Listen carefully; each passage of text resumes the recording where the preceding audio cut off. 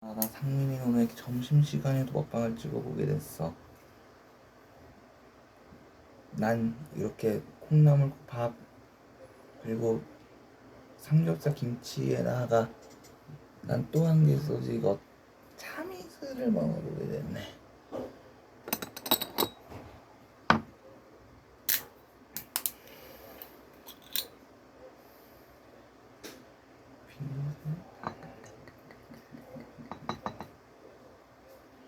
떡.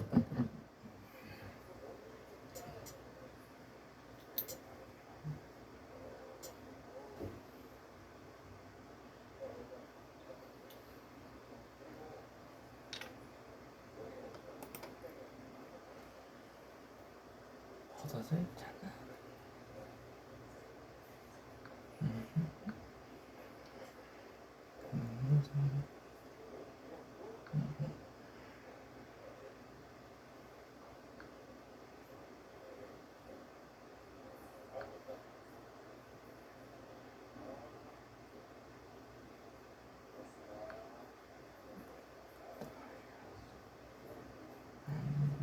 다이어스.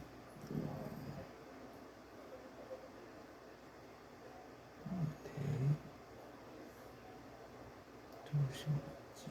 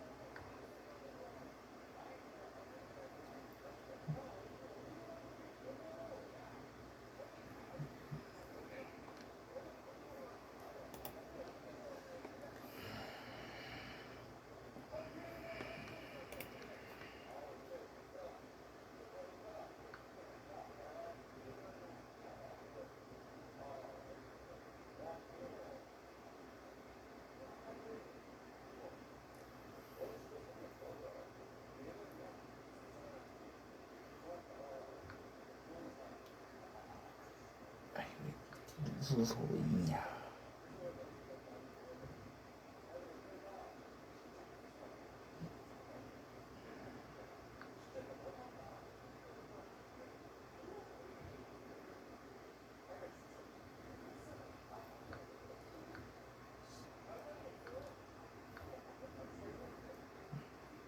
아이고, 이제 무슨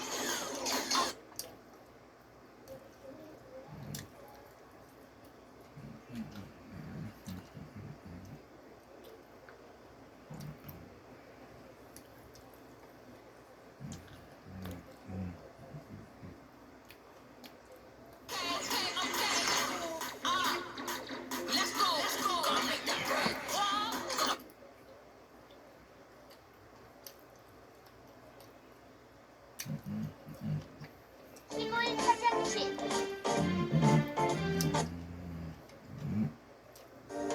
할머니, 안녕하세요. 아유, 짜가 왔구나. 할머니, 잘 계셨어요? 그래, 우리 짱아 많이 컸구나.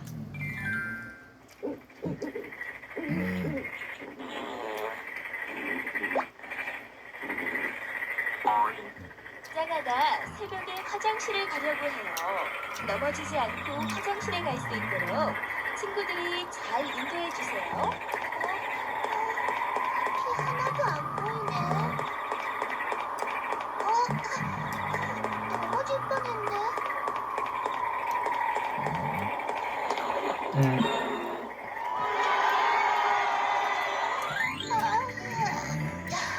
졸립다. 다음 단계. 이제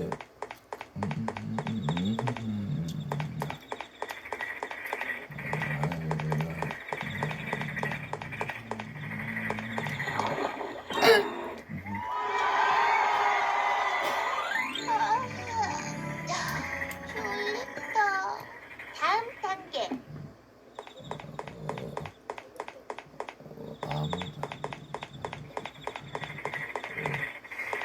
이게 대체 무슨 소리냐?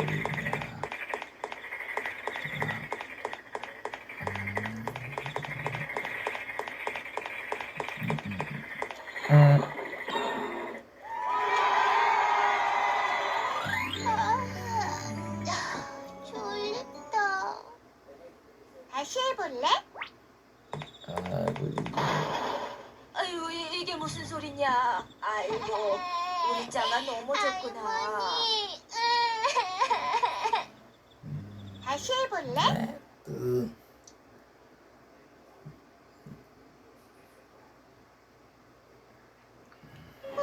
친구야, 어떤 화장실이 비어있지? 쿠쿠.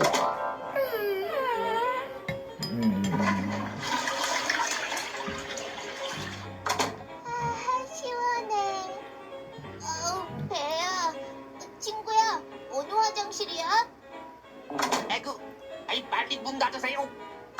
뭐야? 왜 함부로 문을 열고 그래?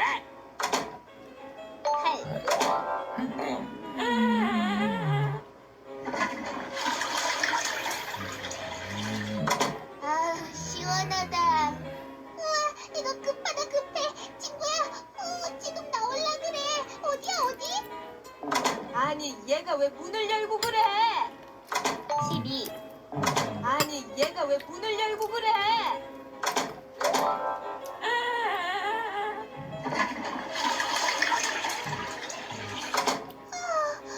정말 큰일 날 뻔했다. 나오려고 한다. 친구야, 어느 문이야? 31. 25. 아니 이 녀석이 뭐야? 왜 함부로 문을 열고 그래? 27. 아니 누가 문을 여는 거야? 우와, 깜짝 놀랐잖아. 아니 누가 문을 여는 거야? 우와, 깜짝 놀랐잖아. 31.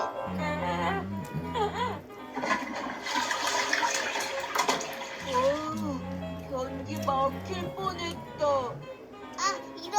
이러다 바지에 쌀 것 같아. 친구야, 어느 문이지? 17. 아니 이 녀석이 뭐야? 왜 함부로 문을 열고 그래? 34. 15. 뭐야? 왜 함부로 문을 열고 그래? 아니 누가 문을 여는 거야? 51. 우와, 깜짝 놀랐잖아. 에구, 아이 빨리 문 닫으세요. 우와, 깜짝 놀랐잖아. 에구, 아이 빨리 문 닫으세요. 34. 아니 누가 문을 여는 거야? 아니 누가 문을 여는 거야? 15. 뭐야? 왜 함부로 문을 열고 그래? 34. 아니 누가 문을 여는 거야? 뭐야? 왜 함부로 문을 열고 그래? 17. 아니 이 녀석이 뭐야? 왜 함부로 문을 열고 그래? 10, 15, 17. 17, 15. 뭐야? 왜 함부로 문을 열고 그래? 보청기 착용 영상을 보여드립니다. 71. 깜짝 놀랐잖아. 그건 사실이 아니에요. 71. 보청기는 특별한 소리가 들릴 때 껴야 해요.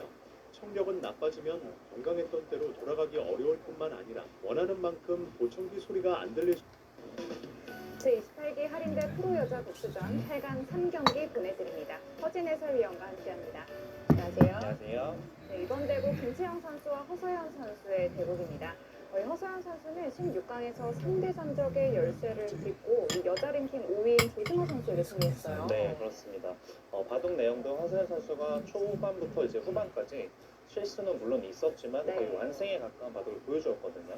하지만 오늘 또 김채영 선수 만나게 되었어요. 그렇습니다. 16강에서는 여자 랭킹 5위와 그리고 이 8강에서는 여자 랭킹 4위와 만나게 되는 허서연 선수인데요. 이번 대국 어떻게 흘러갈지 궁금합니다. 먼저 대회 개요부터 살펴보시죠. 한국기원이 주관하는 할인대 프로여자 복수전 16강을 시작으로 현재 8강전 진행 중에 있습니다. 최정 선수, 김혜민 선수, 그리고 김다은 선수, 김채영 선수가 본선수들을 받아서 본선 16강부터 출전하고 있습니다. 우승 상금은 3천만 원, 준우승 상금은 1,000만 원. 그리고 제한 시간은 1시간에 1분 출기 1회가 주어집니다. 띵호와 서바이벌 퀴즈 1. 먼저 4강에 오유진 선수와 조혜연 선수가 아, 우리 친구들 잘 있었냐 해. 오유진 선수와 만나게 함께 될 퀴즈를 선수가 맞출 오늘 친구들을 가르쳐주는 고르라 해. 그러니까 어떻게 본다면 이번 대진표 오늘이 띵호와 서바이벌 퀴즈 대회 결승전까지 오게 된 걸 정말 축하한다 해. 오늘 만약에 여러분들 중 한 명이 오늘 대망의 우승 트로피를 가져갈 거라 해. 자, 그럼 띵호와 주방장이 특히 방구춤을 보여줄 테니 잘 보고 춤을 추는 동안 몇 번 방구를 치는지 맞춰보라 해. 문제는 모두 9문제라 해. 잘 보고 맞추라 해. 아, 그럼 시작한다 해. 순전에서 만난 적이 있습니다. 김혜민 선수가 복수의 칼을 갈고 있을 거예요. 네. 이렇게 대진표 함께 하셨고요. 이번에는 아, 우리 친구들 아주 잘 맞췄다 해. 네.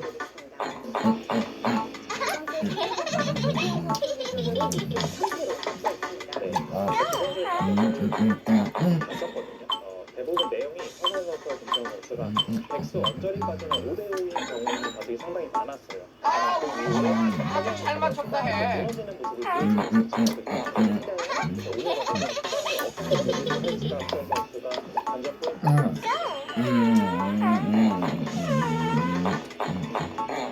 또 허서연 선수가 상대 전적에서는 밀리고 있다고 하는데 지난 대회 16강에서 허서연 선수가 또 승리를 한 바 있습니다. 아, 우리 친구들 아주 잘 맞췄다 해. 김정 선수에게 이긴 다음에 아마도 1차원에서 다른 예전과 다르게 자신감 좀더 있을 것 같아요. 자, 8강 세 번째 경기입니다. 김채영 선수와 허서연 선수.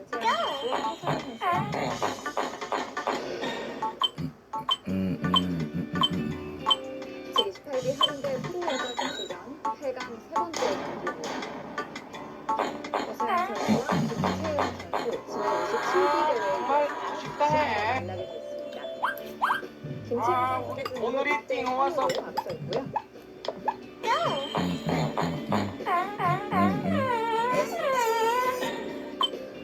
허서연 선수 지난 16강에서 고승환 선수에게 승리하면서 8강에 오르게 됐습니다. 복수전이 있어서 가장 오래 걸렸던 것이지 않나요? 선수가 치열하게 정말 아쉽다. 오늘이 이번 띵호. 대회 이영주 선수 또 손예슬 아마추어에게 승리하면서 본선에 올랐고요. 개인 최고 기록을 갈아치울 수 있을지 이번 대국이 정말 아, 우리 친구들 아주 잘 맞췄다 해. 김채영 선수의 얼마 전 호주 아시안 게임에도 출전한 바 있는 대단한 선수입니다. 이 여자 복수전에서도 또 우승을 차지한 적이 있는 선수이고요. 그러니까 저는 처음에 김채영 선수가 우승을 했다고 해서 언제 우승을 했지 이렇게 생각을 했는데 생각보다 엄청 오래전에 거의 우승했어요. 10년이 다 됐어요. 네. 당시 박지훈 구단에게 네. 승리를 했었는데 그 또 마지막 최종전 내용이 또 굉장히 또 해프닝이 있었던 대국이었습니다. 김채영 선수가 사실은 졌던 바둑인데 박지현 선수가 이제 공배를 배우는 과정에서 자충수가 나오면서 네, 김채영 선수가 우승하는 좀 내용적으로 해프닝이 있었습니다. 그렇습니다. 자, 지난 대회 16강에서 허서연 선수에게 패한 김세영 선수이기 때문에 똥으로 이번 이렇게 이 8강에서 될 수밖에 경기를 없어요. 벌이고 있겠는데요. 네. 3단계 넘어가겠습니다. 16강에서 15장입니다. 박소율 선수에게 승리했고요. 1, 2단계보다 8강에서는 좀 허서연 난이도가 선수와 만나게 있겠죠? 됩니다. 제한 시간은 어. 각자 1시간에 1분 출기 1회가 이제 좀 네.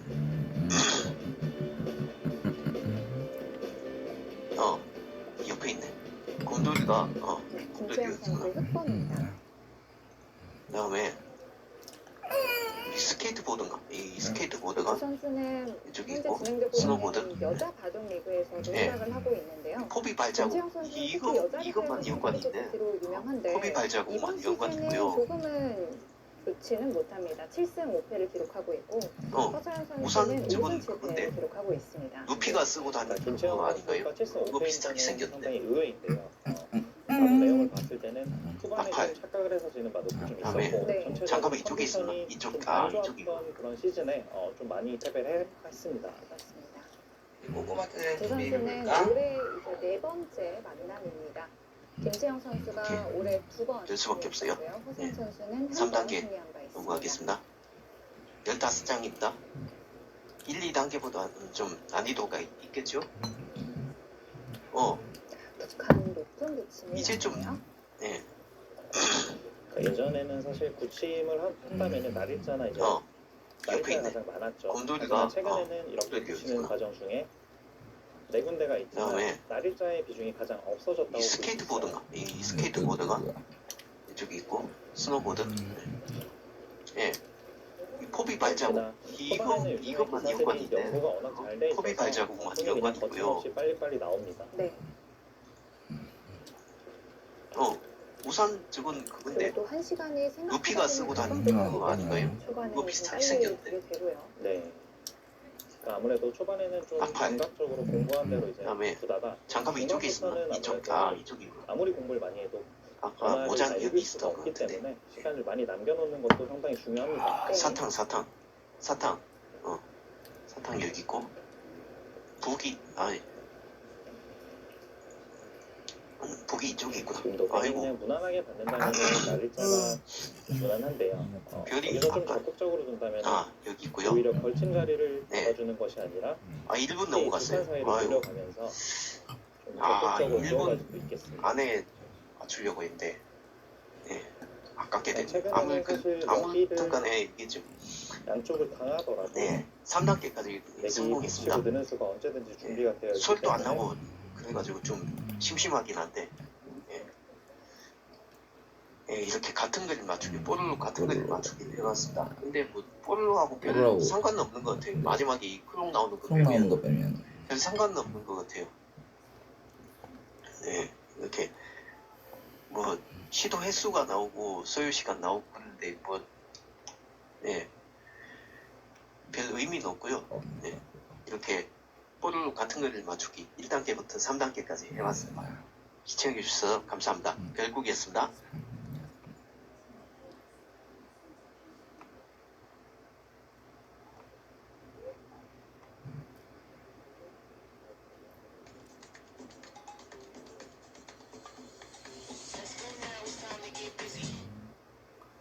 여러분 안녕하세요. 별국입니다. 이번 시간에도 뽀르로 게임을 해보려고요.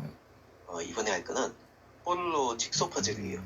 직소 퍼즐이 이제 3단계가 있습니다. 저번하고 마찬가지로 이제 6조각, 12조각, 24조각 이렇게 있어요. 그래가지고 6조각 퍼즐부터 먼저 할 거예요. 이번에는 저번하고는 달리 이제 그림이 이제 뽀르로하고 관련된 그림이 나올 거예요. 저번에 같은 그림 맞추기 할 때는 뽀르로하고 관련이 없는 그림만 나와가지고 좀 이상했잖아요. 이번에는 안 그렇거든요.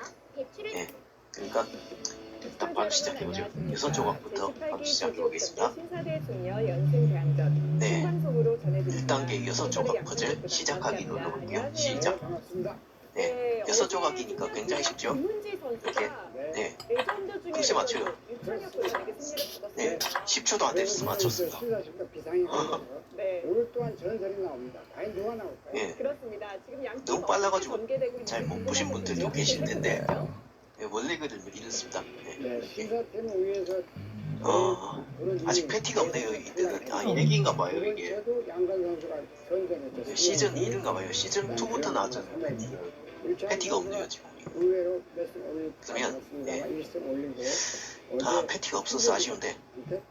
좋습니다. 오늘 그래서 바로 여섯 위해서 조각은 냈고요. 그 다음 2단계 가겠습니다. 이번엔 크롱하고 뽀르르에 네, 12조각입니다. 레전드 중에 레전드 이창호 네, 바로 구단이 시작해보죠. 입장합니다. 시작. 신사팀은 4명의 네, 선수가 또 남아있는 흩어져 있을까? 가운데 네. 신현팀은 현재 3명의 이거는, 선수가 남아있습니다. 먼저 직소 퍼즐이라는 건 전에도 얘기했지만 이렇게 비퉁이부터 먼저 맞추면 쉬워요 이게. 그리고 어제 김은지 선수가 이제 1승을 걷어내면서 오늘 2연승에 비퉁이 어디 갔냐? 김은지, 김채영, 최정 선수가 뽀르르 남아있습니다. 얼굴 맞추고요. 오늘의 대결 여기 얘인가? 이창호 선수와 얘도 김은지 있고. 선수의 대결입니다. 이 대국 어떻게 볼 수 있을까요?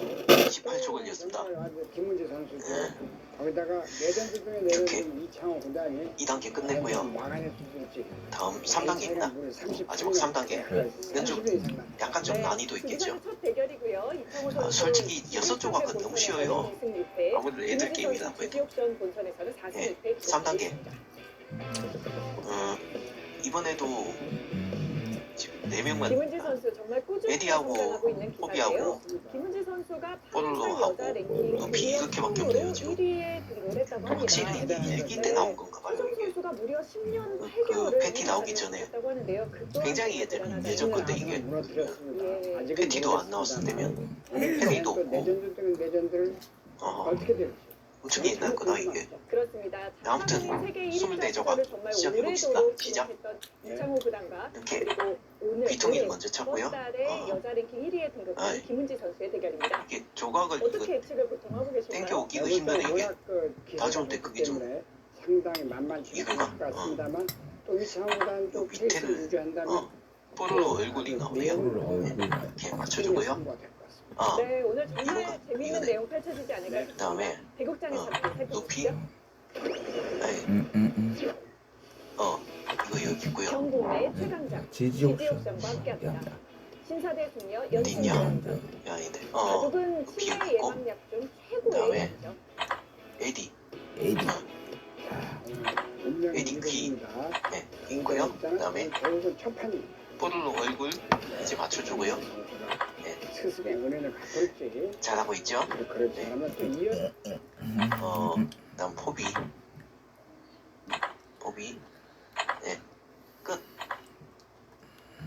이분 좀 시간 많이 걸렸어요 이게. 2분?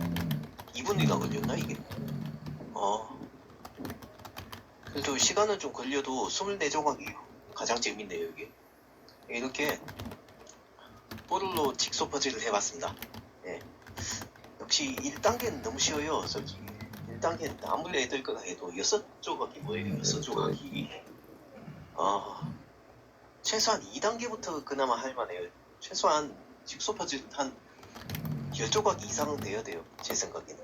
그래야 진짜 직소 퍼즐답지. 이건 하긴 그 서점에 갔을 때도 서점에 파는 직소 퍼즐 중에도 진짜 한 2-3살 애기들 전용으로 만들어 놓은 직소 퍼즐 있잖아요. 그런 건 이제 10조각도 안 돼요. 그런 거는 아마 그런 거하고 비슷한 의도를 만든 게 아닐까 싶습니다. 아무튼 24조각이 가장 재밌었어요. 네. 뽀르르 직소 퍼즐을 해봤습니다. 예, 지금 그리고 지금 제 채널이 이제 곧 구독자 수 1000명이 다 돼가는데요. 이제 1000명이 되면 제가 특별 방송을 이제 할까 합니다. 뭐 특별 방송이라 해서 뭐 별건 없고요. 그냥 지금 이 별국 퀴즈장이라는 채널이 어떤 채널인지 안 되는 분들이고 앞으로 어떻게 운영을 할 것인지 어떻게 방송을 할 것인지 그걸 이제 알려드리는 방송을 할 겁니다. 이제 3월달 되니까 이제 다들 계약을 하셨을 때 이 구독자 수가 많이 좀 줄더라고요. 구독자 빈도가 많이 줄더라가지고 그리고 조회수도 많이 적고요 지금. 적고요. 그래서 개인적으로 좀 많이 좀 아주 만족스럽지가 못하거든요. 요즘 난리난 그래서 구매대행 여러분들 이제 수리전 좀 위너 체인지 많이 좀 이유를 응원해 확실하게 주시고 알려드릴게요. 좀 격려해 주시고 지금 제 방송도 많이 좀 네. 봐주셨으면 좋겠어요. 아, 제18기 드디어 선대 아무래도 구독자 수가 많고 여러분들이 많이 봐주셔야 제가 힘을 얻고 계속 방송을 할 수 있으니까 네, 여러분들이 많이 도와주시고 많이 응원해 주셨으면 좋겠습니다. 제가 다음 영상에서 뵙겠습니다. 별국이었습니다. 시청해 주셔서 감사합니다. 안녕하세요. 신나는 볼링놀이. 짱구 친구들 중 내가 하고 싶은 사람을 선택해 볼링을 치는 거란다. 마우스로 사람을 움직여서 공을 던질 위치까지 옮겨놓은 다음 왼쪽 마우스를 누르면 공이 굴러가게 되지. 기회는 총 10번이 주어지며 볼링핀을 많이 무너뜨려 점수를 많이 얻은 사람이 최종 우승을 하게 된단다. 내 차례가 되면 힘차게 던져보렴. 파이팅! 안녕하세요, 상민입니다. 짱구 교실 게임입니다. 볼링 게임이에요. 이 짱구 교실 볼링 게임 이거는 이제 키즈짱이 없었던 게임이에요. 근데 전에 제가 그 파이프 연결하는 게임 있었잖아요. 그 여기서 탈출하는 거. 그 플래시 파일을 이제 찾는 과정에서 이 게임도 이제 발견해서 이 보너스로 한번 찍어보기로 했습니다. 이것도 해보면 재미있을 것 같아요. 누구를 선택해볼게? 짱구, 철수, 맹구, 그 유리. 이제 유리. 또 이번 닥터지에서 또 탐방기 대결을 이걸로 해볼까요? 철수로 해볼까? 철수로 해볼게. 철수를 이두 선수의 결승전 첫 가운데서 번째 만남입니다. 먼저 대회 그냥 경기에서 뭐 힘 조절 뭐 그런 거 없이 그냥 눌리기만 하는데 2024 닥터지 여자 가운데서 최고기사 쳤는데. 결승전 대회 방식은 승자조와 패자조 나눠서 치릅니다. 지금 위치에서 약간 오른쪽으로 뛰어난 제곱 규정은 시간 누적 방식으로 1시간에 아. 약 30초가 주어집니다. 우승 상금은 4천만 원, 준우승 아, 상금은 이렇게 해야- 9천만 원입니다. 아. 대진표로 살펴보겠습니다. 근데 스트라이크 하기가 좀 힘드네요. 나눠서 치러지는데요. 이렇게 선수에서 패한 선수가 이제 몸 위치에서 약간 오른쪽으로 이제 오른손을 이제 볼링공을 치니까 볼링공을 이제 치니까 던지니까 던지니까 꺾은 바 있는데요. 김민주 선수는 그래서 이게 투자도에서 스미레 선수를 이렇게 던져야 되는 거 맞나 봐요. 결승 3번기가 어디 승자되었습니다. 스트라이크가 잘 안 나오네 근데. 선수와 김은주 선수의 결승전이 성사가 되었고요. 최정 선수 1996년생, 김은주 선수 2010년생. 스트라이크 한번 나왔어요. 오, 네, 좋았어. 좋았어. 랭킹 기준으로 아하. 선수가 1위를 아직까지는 아, 유지하고 있고요. 상대 전적이 굉장히 연속 차이가 많이 나는데 스트라이크 실패. 이 상대 전적은 사실 2.3 때 최정 선수가 많이 승점을 올린 것으로 지금 보이고 있고요. 김은지 선수는 최근에 많이 좀 성장하고 단순하긴 있기 한데. 때문에 큰 의미가 없는 상대 이 전적이다. 스트라이크 되는 조건이 아, 그 스타일도 있다. 쟤도 스트라이크 했다. 어우. 대조적인 점수 따라잡고 성적을 있어요, 보여주고 있는데요. 우리가. 과연 이번 결승전 첫 번째 대국 누가 승리를 가져가게 될까요? 아유, 마지막이란다. 파이팅! 벌써 김은지 마지막이에요. 선수와 최정 선수는 이전에 4번의 81점. 가장 최근에서 결승전에서는 김은지 선수가 2대1로 좋았다.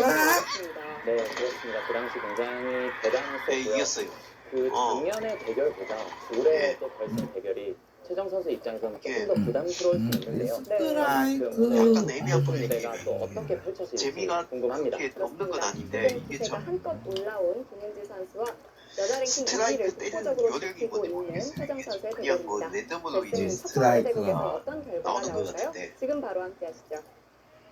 이 스트라이크 하는 요령이 뭔지 모르겠어요. 일단 뭐 가운데로 이제 던지게 되는 건 뭐 당연한 거고. 아무튼 한 번 더 해볼까요? 신나는 볼 이번 짱구로 해볼게요. 짱구로 해볼게요. 짱구 파이팅이다. 근데 캐릭터별로 이게 성능 차이 뭐 그런 것도 없는 것 같아. 처음에 네, 스트라이크. 오. 2024 닥터지 여자 최고기사 결승전 결승 첫 번째 이거- 대국입니다. 짱구라서 왠지 이제 전에 짱구가 상당히 결승전에서 미묘하게 좋은 것 만나는 같아요 이게. 2023년도 세계 여자 어. 구단권 결승전에서의 만남이었는데요. 당시에 최정 선수가 1국에서 승리한 후에 두 번째 어, 좋아. 미묘하게 짱구가 이제 상당히 좋은 것 같은데요. 오늘 결승 3경기는 김우지 선수의 흑번으로 시작이 됐습니다. 근데 맹구도 만만치 않아요. 세 번. 스트라이크 3번 쳤어요. 일국 같은 경우에는 볼을 가려서 득백을 결정하기 때문에 사실 포격 준비하기가 상당히 어려운 아, 연속 스트라이크는 잘 안 되네요. 김은지 선수 같은 경우에는 흑을 랜덤인 잡던 것 벽을 같아요, 잡던 역시. 거의 양화점으로 많이 적용을 하기 때문에 최정 선수 입장에서는 점수차가 지금 한 20점 가까이. 연기를 할 것 같고요. 맹구 최근에는 스트라이크. 최정 선수가 판수 조절을 하면서 컨디션 조절을 하고 있고 김은지 선수는 많은 짱구가 짱구가 대회에서 확실히 미묘하게 이게 승부이 컨디션을 좋은 것 같아요. 끌어올리겠다. 마지막이랍니다. 올해 선수의 찬스만 봐도 알 수 있는데요. 네, 이겼어요. 올해만 연승 8승을 소화를 했고요. 최정 선수는 맹구가 이겼다. 자극판으로 맹구가 마지막에 역시 김은지 스트라이크를 선수는 양화점으로 시작을 성공시키긴 했고요. 했는데 최정 그래봤자 선수는 10점 좌상위 정도 차이가 쪽에 나서 하나 제가 두었습니다. 이겼습니다. 김은지 선수가 좋아하는 짱구가 항상 미묘하게 이게 성적이 좋네요. 이게. 되고 있습니다. 네. 주인공 김은지 보정인 것 선수의 같아요. 고정 후석이라고 볼 수 네, 있을까요? 볼링 게임, 그렇습니다. 짱구 사실 교실 이 볼링 삼성 게임을 같은 해봤습니다. 경우에는 감사합니다. 많은 기사들이 굉장히 많이 떠 나가고 있는데 여기서 김은지 선수는 항상 이것을 그냥 붙입니다.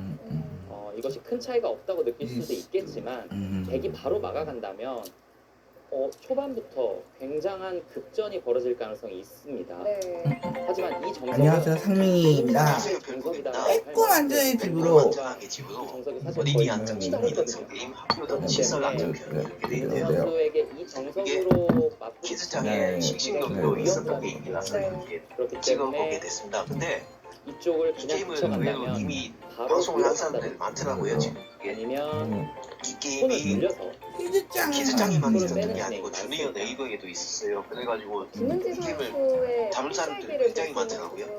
부분일 수도 아, 있기 일단 때문에 최정 선수가 그런 부분은 피할 수 전에도 있겠어요. 제가 네, 리멤버. 리멤버 키즈장 네, 시절에도 최정 이 선수가 게임을 과연 올린 이것을 적이 있었는데 초반부터 지금 다시 급전을 찍어서 올리는 김은지 거거든요. 선수가 좋아하는 왜냐면 정석을 게임이 급전으로 이어갈지 어려웠던 아니면 좀 보통의 어려워요. 진행처럼 게임이. 그냥 늘어서 그래가지고 알비션 그 정석을 전에 선택할지 찍었던 영상은 화질도 안 좋고 또 어려워가지고 좀 헤매느라고 1시간이 넘게 걸렸어요 이게.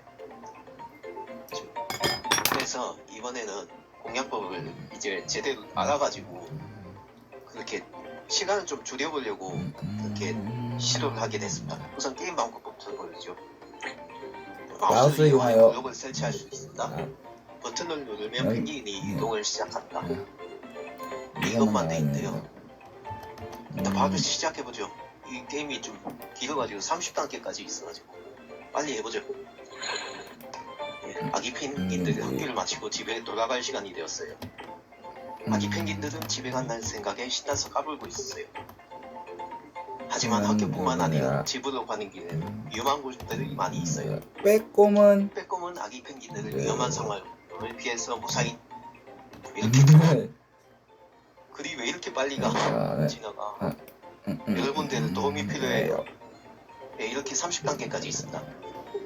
우선 그러면 1단계부터 처음부터 차근차근 해보겠습니다. 네, 청도군의 한 마을 마우스를 회관 이용하여 블록을 주방 설치하고 싱크대 수도꼭지를 버튼을 틀어봐도 누르세요. 물은 나오지 버튼을 눌러야 않습니다. 되는데 화장실 변기도 세면대도 모두 마찬가지입니다. 푹푹 찌는 더위에 네. 주민들의 불편은 이만저만이 아닙니다. 재래식 옛날 그런 화장실 찾아가지고 가고 경당에서도 화장실 사용 못 해가지고 어디 구성진데 그런 데 가가지고 사용. 이 마을의 수돗물 공급이 끊긴 건 어제 오후 1시쯤부터로 이틀째 단수가 이어지고 있습니다. 단수 피해 지역은 청도 강남과 각북, 풍갑, 이서, 4개면 고지대 2천여 세대에 이릅니다. 폭염으로 물 사용량이 늘어나면서 수돗물을 공급하는 운문 정수장에 하루 생산량 2만 1,000톤을 초과하면서 생긴 일입니다. 고지대 가구는 정수장에서 배수지로 보낸 물을 끌어올려 사용하는데 물 사용량이 급증하면서 배수지 수위가 급격하게 낮아져 단수로 이어졌습니다. 물 안 나오든지 한번 방송을 하거든. 동기장 방송도 일치 안 했고 그 안 나올 줄 몰라가지고 못 했고 온 마을 사람 다 불편했지.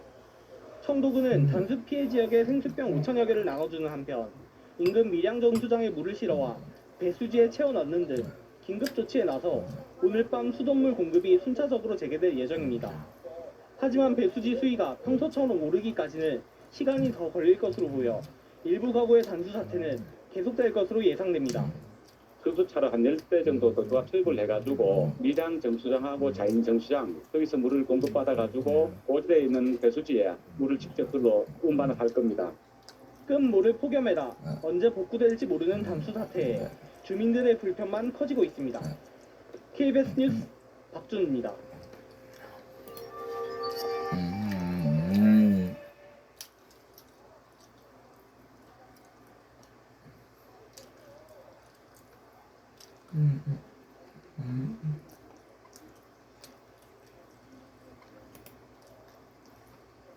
부산 연제구 배산에 조성된 4,000제곱미터 규모의 편백 유아숲터. 푸르른 숲에 어린이 짚라인 등 다양한 놀이시설도 갖췄습니다. 자연을 직접 체험하고 놀이도 할 수 있어 인근 어린이집과 유치원 어린이들이 많이 찾습니다. 숲 한쪽에 아이들이 사용한다고 적힌 검은색 텐트 하나. 어린이가 사용할 화장실이 없어 바닥에 구덩이를 파고 텐트를 쳐 만든 임시 화장실입니다.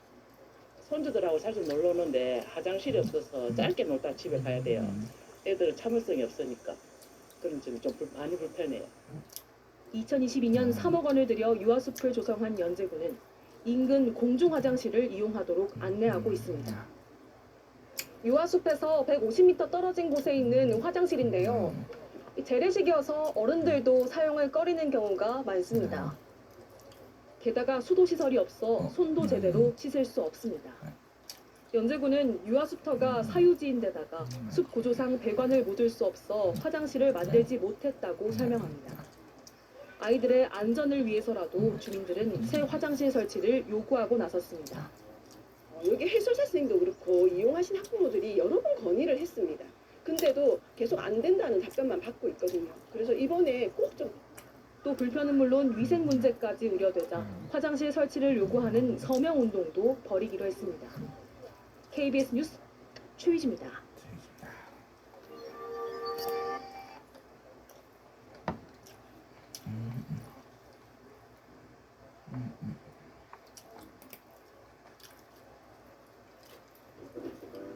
New mango and lime. That's refreshing. That's Somersby.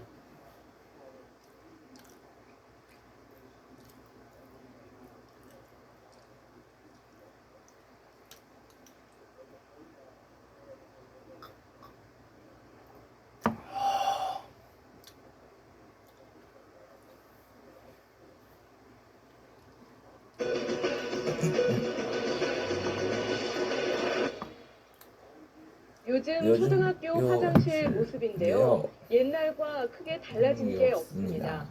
서울시가 학생들을 상대로 조사해보니 학교 화장실에서 가장 바뀌어야 할 걸로 냄새와 변기를 꼽았습니다. 쪼그려서 앉아 용변을 보는 변기를 의자처럼 앉는 이런 좌변기로 바꿔달라는 거죠. 화장실 때문에 받는 아이들의 스트레스는 어른들이 생각하는 수준 그 이상입니다. 생생리포트 정성엽 기자입니다. 쉬는 시간 학생들이 화장실로 향합니다. 한 초등학교 여자 화장실에 학교장의 허락을 받아 관찰 카메라를 설치했습니다. 모두 10칸의 화장실 중에 유독 2칸에만 학생들이 몰립니다. 다른 칸이 비어있는데도 발을 구르며 기다렸다가 그 칸을 이용하는 학생도 눈에 띕니다.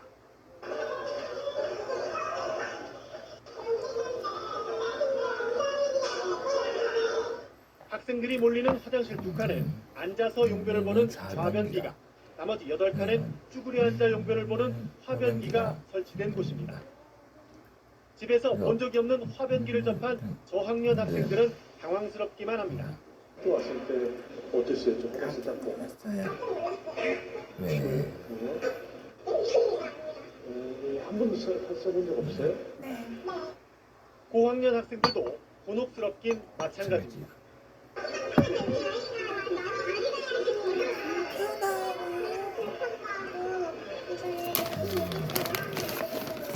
1학년 때하고 6학년 때하고 달라진 거 있어요? 남학생들도 사정이 다르지 않습니다. 학교에서 쭈그려 싸는 거 몇 번이에요? 이렇다 보니 무조건 참는 학생도 있습니다. 왜 물에 안 마셔요?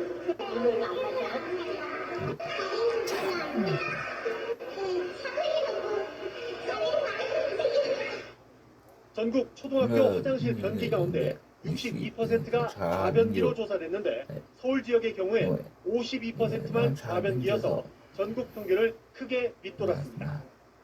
이에 서울시와 시교육청은 올해부터 쾌적한 학교 화장실 만들기 사업으로 오래된 화장실을 뜯어 고치는 작업을 진행하고 있습니다. 올해 150억 원 정도의 예산을 확보해 남녀 화장실 200동을 수리할 계획입니다. 우리 교육청 전체가 13,000동 정도 돼요. 13,000동. 아, 13,000동. 네, 학교마다 한 평균적으로 10동 정도. 지금 정도 수준의 예산이라면 화장실 개선 효과를 아이들이 골고루 누리기엔 아직 갈 길이 멀어 보입니다. 21세기를 사는 우리 아이들이 학교에서 용변 보는 문제로 스트레스를 받는 현실을 고민해야 할 때입니다. SBS 정성엽입니다.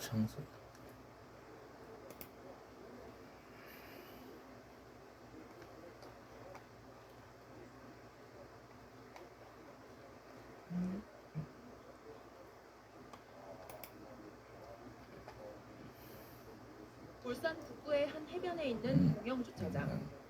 화장실 건물 앞에 캠핑카 한 대가 서더니 차량에 호스를 연결하고는 수돗물을 넣기 시작합니다.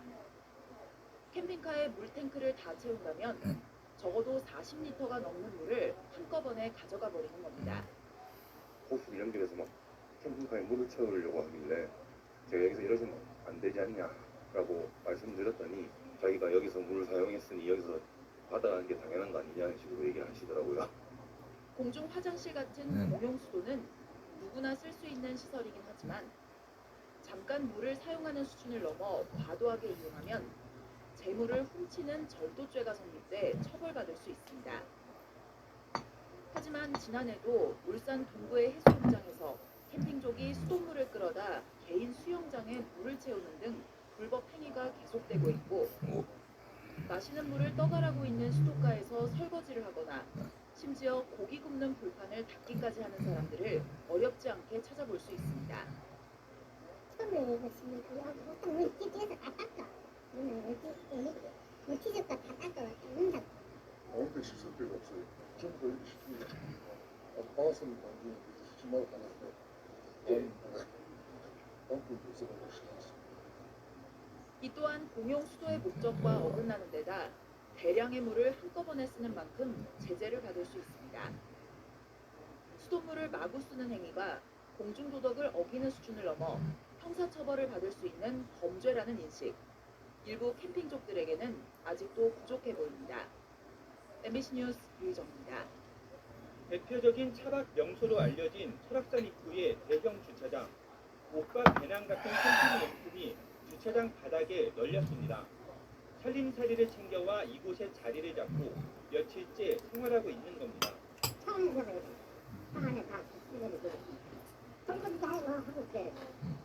주차장 안쪽 그늘지는 명당 자리에는 캐러밴 10여 대가 알박기를 하고 있습니다. 캠핑용 차량을 장기간 주차하지 말라는 안내물이 붙어 있지만 오랫동안 움직이지 않고 좋은 자리를 독차지하고 있습니다. 차박하는 사람들이 사용한 주차장 화장실은 어떨까?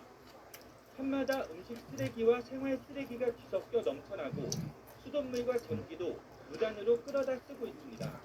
화장실이 굉장히 지저분해요. 그리고 이제 저녁에 술을 먹으면 또 쓰레기를 버리고 그냥 가거나 심지어 밖에서 훤히 보이는 화장실에서 알몸으로 샤워를 하는 사람까지 목격됐습니다.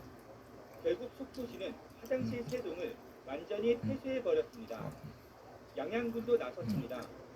차박족들이 주차장뿐만 아니라 소나무밭 안까지 캠핑카를 몰고 들어와 주민들은 물론 다른 관광객에게도 피해를 주자 설악해변의 해송리 입구를 물 무더기와 차단시설로 아예 막아버렸습니다. 심야 시간 그 주민들이 계신 곳 주변에서 이렇게 큰 소리로 얘기하는 문제, 그리고 주차 저장 같은 거를 좀 장기적으로 이용하다 보니까 이기적이고 비양심적인 일부 차박족 때문에 아름다운 자연과 편의시설은 못 쓰게 됐고 대다수의 캠핑 동호인들은 더 이상 이용할 수 없게 됐습니다. MBC 뉴스 홍한표입니다. 공원 주차장에 캠핑카와 카라반이 줄지어 주차되어 있습니다. 견인해 가지 못하도록 바퀴에 고정 장치까지 달아놨습니다. 연락 가능한 전화번호가 없는 차들도 많습니다. 인근 또 다른 공영 주차장.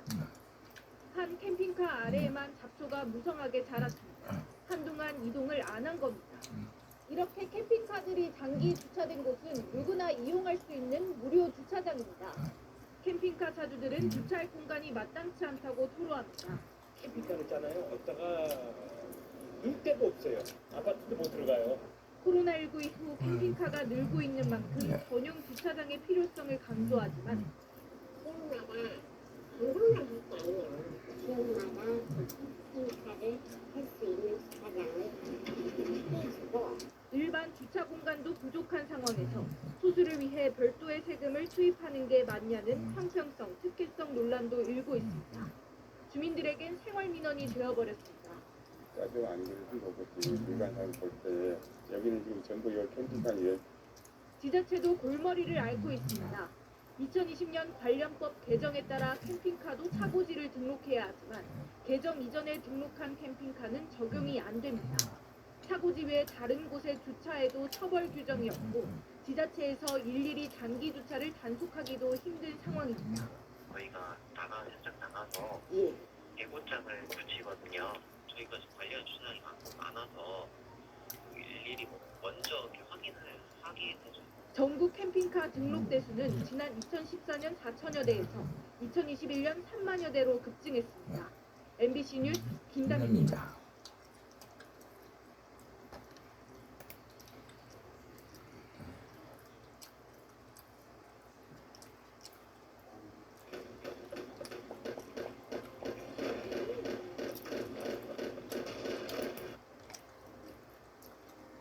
지난달 23일 밤 서울 지하철역 출입문 앞 한 남성이 발을 내밀고 서 있습니다.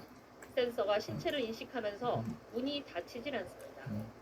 다음 역에서도 문에 발을 넣었다 뺐다 하는 이 남성. 6차례나 반복하면서 열차 운행은 3분간 지연됐습니다. 승무원이 이를 제지하는 안내방송을 하자 이번엔 운전실로 침입하기도 합니다. 이 남성은 당시 술에 취한 상태로 기관사가 다른 승객의 도움을 받아 겨우 내보낼 수 있었습니다. 서울교통공사는 최근 열차 운행을 방해한 이 남성을 철도안전법 위반으로 고발했습니다. 혐의가 모두 인정되면 2,500만 원의 과태료가 부과될 수 있으며 이 과정에서 직원에게 폭언과 폭행이 이루어졌다면 5년 이하의 징역이나 5천만 원 이하의 벌금형을 받을 수 있습니다. 지난해 11월에는 지하철 7호선 노원역에서 한 승객이 쇼핑카트를 끌고 지하철을 타려다 바퀴가 전동차와 승강장 사이에 끼어 불꽃이 튀었습니다. 다친 사람은 없었지만 뒤이어오던 열차까지 15분간 운행이 중단됐습니다. 앞서 6월에는 에스컬레이터 정비에 불만을 가진 60대 남자가 안전 펜스를 에스컬레이터 아래로 내던지는 사건도 있었습니다. 재물 손괴가 인정되면 3년 이하의 징역 또는 700만 원 이하의 벌금형에 처해질 수 있습니다.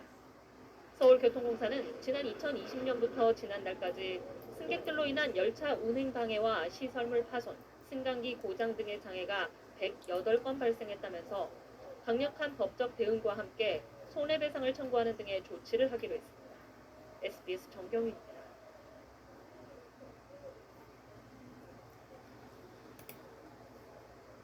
네, 대구의 지하철인데 어딘가 좀 이상합니다. 자, 전동차 안을 보니까 직원 2명이 이렇게 가림막을 펼쳐놓고 있습니다. 손님들이 타지 못하게 다른 데로 유도를 하고 있는데 달리는 속도가 워낙 빠르다 보니까 이렇게 천이 펄럭거릴 정도입니다. 그런데도 승객들은 그대로 앉아 있습니다. 자, 객차 안에 있는 출입문 총 8개 가운데 이렇게 1개가 고장나면 계속 운행을 하고 2개 이상 고장날 때만 운행을 중단하는 게 매뉴얼이라고 합니다. 이런 위험천만한 규정 속에 이 전동차는 문을 연 채 40분을 달렸습니다. TBC 이세영 기자. 퇴근 시간 대구 도시철도 2호선 연호역을 출발한 전동차 안입니다. 출입문이 활짝 열려 있고 직원 2명이 천으로 된 가림막을 펼쳐놨습니다. 안내를 해가지고 양쪽 칸으로 가시든지 이 칸은 폐쇄한다 하든지 그래서 가야 되지. 그냥 타도록 그냥 가만히 있는 게 그냥 환장했어요. 문이 열린 전동차 안에 승객들이 있었지만 다른 칸으로 대피시키는 등의 안전조치는 없었습니다. 해당 전동차는 출입문이 열린 채로 40분가량을 달려 종착역인 이곳 문양역에 도착했습니다. 문이 열린 상태로는 차가 움직이지 않도록 설계되어 있지만 도시철도공사 측은 수동으로 강제 전환한 뒤 운행했습니다. 앞자체 운행이 불가하게 되면 그 가림막을 치고 이제 기지까지 입고해가지고 조치하는 걸로 그렇게 되어 있습니다. 공사 측은 출입문을 작동시키는 우레탄 소재의 부품이 낡아 파손되면서 문이 고장났다고 밝혔습니다. 점점 더 이 정비 주기가 늘어난 상태에서 마모도가 더 잘 진행될 수 있고 정비 인력 이런 것들이 제대로 맞춰져 있나에 대해서 관심을 갖고 도시철도공사가 운영 적자를 해소하기 위해 인력 감축 등을 계획하고 있어서 안전사고의 우려는 더 커지고 있습니다. TBC 이세영입니다.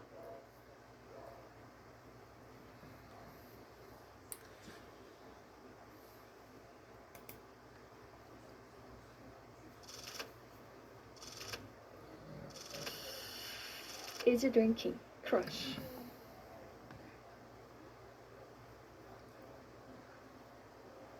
오늘 새벽에 서울 김포공항 가까이 있는 지하철 5호선 발산역에서 열차가 탈선을 해서 스크린도어하고 부딪히는 사고가 났습니다. 다행히 운행시간 지나서라 다친 사람은 없었지만 낮이었으면 어쩔 뻔했나 싶은 일이 또 벌어졌습니다. 먼저 이현정 기자입니다. 열차가 진입하는 승강장의 모서리가 부서져 철골 구조물이 훤히 드러나고 박살난 스크린도어 주변 바닥엔 깨진 유리 파편이 널려 있습니다. 오늘 새벽 1시 40분쯤 고덕 차량기지에서 방화 차량기지로 이동하던 지하철 5호선 열차가 발산역을 통과하다 선로를 이탈했습니다. 막차 시간이 지나 승강장에 사람이 없었고 기관사도 다치지 않았습니다. 사고 열차는 8량짜리로 앞에서 다른 열차가 끌고 갔는데 승강장을 지날 때 3번째, 5번째 객차 바퀴가 선로를 벗어나면서 김포공항 방향 승강장에 스크린도어가 파손되고 통신 광 케이블도 끊겼습니다. 발산역의 통과 중에 선로 이탈된 사고가 났습니다. 차량이 지금 8량 중에 2량이 파손됐다고 보는데요. 승강장 안전문 유리 파손이 있었고 사고 여파로 첫차 시간인 오전 5시 반부터 방화역부터 화곡역까지 8개 역 구간의 양방향 운행이 중단됐습니다. 160여 명이 투입돼 복구 작업을 벌여 사고 11시간 만인 낮 12시 50분쯤에서야 운행이 재개됐습니다. 사고 열차는 운행한 지 25년 됐습니다. 2018년 객차의 축전지에서 불이 난 뒤 운행하지 않다가 정기 점검을 받고 돌아오다 사고가 났다고 서울교통공사는 밝혔습니다. SBS 이현정입니다.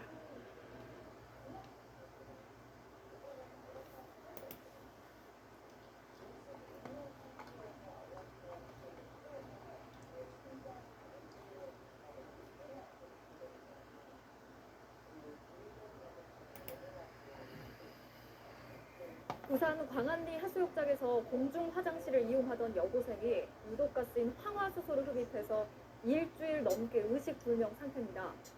오수 처리 시설의 유독가스가 화장실로 스며든 건데요. 취재를 해보니까 관리 책임이 있는 해당 구청 90년 동안 제대로 된 안전점검 한번 하지 않았습니다. 손광무 기자입니다. 지난달 29일 새벽 부산 광안리의 한 상가 지하 공중화장실. 19살 A양이 의식을 잃은 채 친구에게 끌려 나옵니다. 화장실에 간 지 20분이 지나도록 나오지 않아 들어가 보니 A양이 쓰러져 있었던 겁니다. 허용치의 60배가 넘는 1000ppm의 황화수소에 노출된 A양. 중환자실에서 8일째 의식을 찾지 못하고 있습니다. 식물 있는 판정은 받은 상태고요. 애가 잘못될 수도 있다 해가지고 급하게 가다가 오는 길입니다. 사고 당시인 새벽에는 오수 정화시설이 가동 중이었는데 화장실 배기 장치에 문제가 생겨 냉독가스인 황화수소가 화장실 배수구멍을 타고 스며든 것으로 추정됩니다. 사고가 난 이 공중화장실은 이렇게 보시는 것처럼 사방은 밀폐되어 있고 천장에는 작은 환풍기 2개만 설치되어 있습니다. 환풍기 역시 구멍만 뚫어놓아 환기 효과는 거의 없는 상태. 독가스를 배출시킨 오수 정화시설은 화장실 바로 옆에 붙어 있습니다. 새벽에 한 가거든요. 그래서 그 시간잖아. 낮에 우리는 1시간 늦게 가니 길 도로변에 저 엔진 항이 왔어요. 수영구와 상가 측 협약에 따라 공중화장실 유지 관리 책임은 수영구청에 있습니다. 그러나 공중화장실을 만든 1998년 이후 유독가스 유입 같은 세부 안전점검은 단 한 차례도 없었습니다. 생각하는 건 청소하고 뭐 그런 개념이지. 매뉴얼에 예를 들어서 뭐 가스를 점검해라 이런 매뉴얼은 전국에서 없거든요. 부산에 있는 공중화장실은 600여 개. 하지만 사고가 난 화장실과 비슷한 곳이 몇 개나 되는지 부산시는 아직 현황 파악조차 못하고 있습니다. MBC 뉴스 송강호입니다.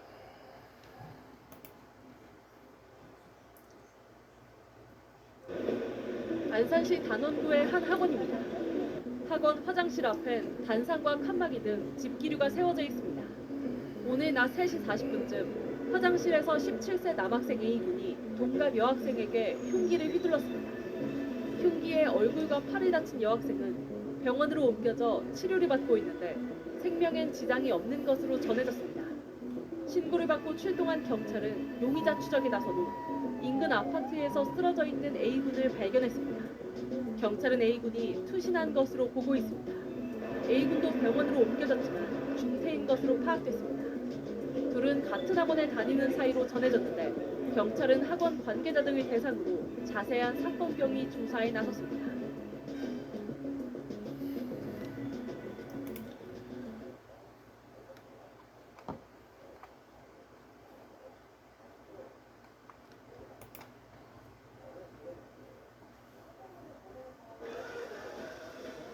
맛이 가치가 되는 순간 스텔라 아르투아. 광주 남구의 한 건물 3층에 있는 발달장애인 주간보호센터입니다. 한 발달장애인이 사회복지사와 함께 엘리베이터를 타고 옆 건물로 이동합니다. 여기 계단 조심해야 돼. 여기 봐봐. 발달장애인이 찾아간 곳은 옆 건물의 한 장애인용 화장실. 센터와 같은 층에 있던 장애인용 화장실이 일주일 전 없어지고 일반 화장실로 바뀌었기 때문입니다. 1, 2층에 장애인용 화장실이 있지만 세면대가 없어 손조차 씻을 수 없는 상황입니다. 처리를 못하는 애들이 거의 대부분이에요. 장애인 화장실에서는 그래도 넓으니까 교사나 선생님들이 들어가서 같이 해줄 수가 있는데 장애인 화장실을 일반 화장실로 개조하는 곳입니다. 이렇게 사람 한 명이 들어가면 한 칸이 꽉 차다 보니 보호자와 함께 이용해야 하는 발달장애인은 이용이 어렵습니다. 장애인용 화장실을 없앤 건 같은 상가 입주자들입니다. 입주자들은 일반 화장실이 무단으로 장애인용 화장실로 개조됐고 비장애인들이 이용하는 데 불편함으로소에 원상복구했다고 주장합니다. 하지만 센터 측은 무단 개조한 적이 없다며 장애인 권리를 무시한 처사라고 말합니다. 편의시설을 하나가 배제됨으로써 이렇게 밖으로 내몰아야 되는 그 상황이 좀 이해가 안 가서. 장애인 주간보호센터는 광주에만 39곳, 대부분 보조금을 받는 비영리 기관이다 보니 편의시설 부족이나 차별을 겪는 경우가 많습니다. 이제 그 역할을 고가에서 다 하지 못하니까 그 센터에서 하고 있는데 좀 더 장애인들에게 뭐 접근성이라든지 안전하고 편리한 공간이 되어져야 한다. 장애인 단체는 발달 장애인의 자립과 돌봄을 위해 지자체가 보다 적극적으로 나서줄 것을 요구하고 있습니다. KBS 뉴스 손민주입니다.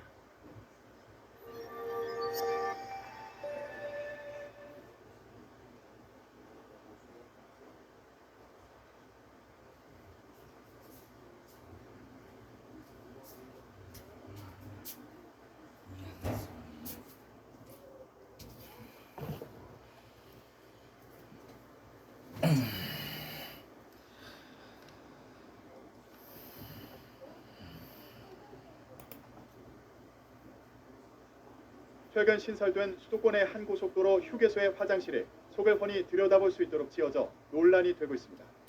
한 시민은 지난달 24일 포천 화도고속도로 수동휴게소의 화장실에 아들과 함께 들렀다가 천장에 자신의 모습이 비치고 있는 것을 발견했습니다.